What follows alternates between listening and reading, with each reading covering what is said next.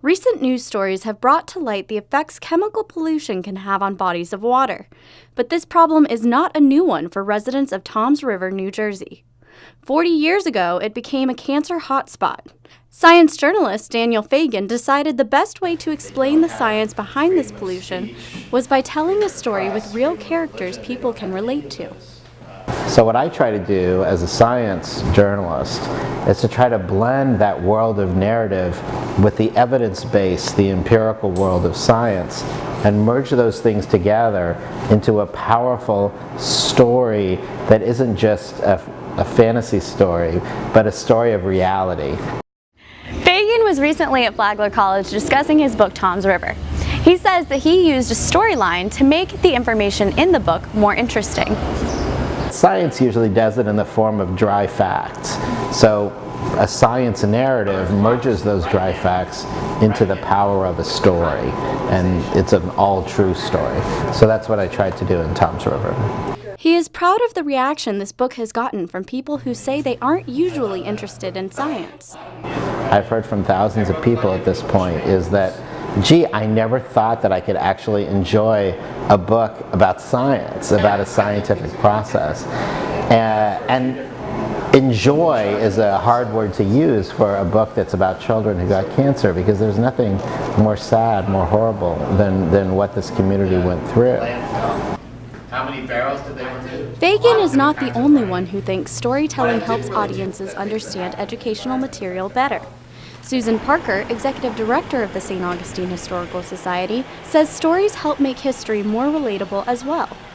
You have to state a complex thought simply.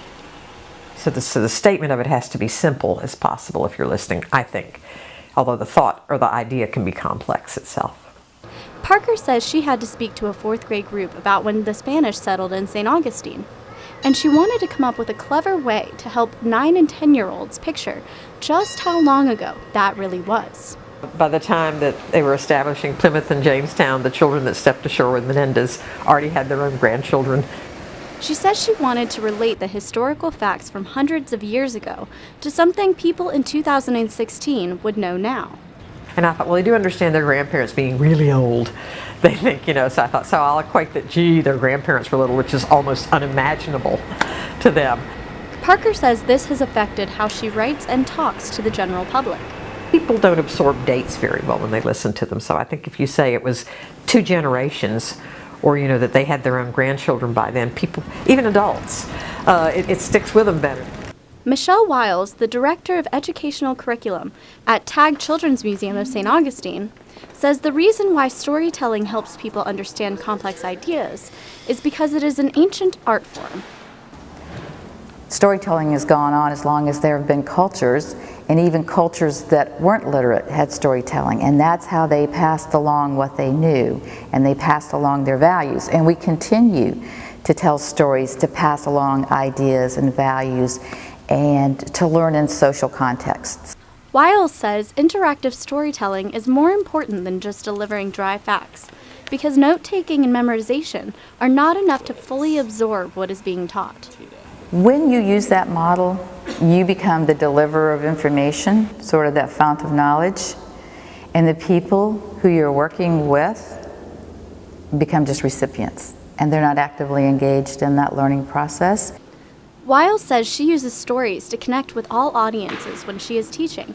She says this is because her goal is to have them leaving with questions rather than all the answers. They were going to go find answers to those questions and solve problems and be socially active and make the world a better place. Murphy Stidham for Ancient City Stories.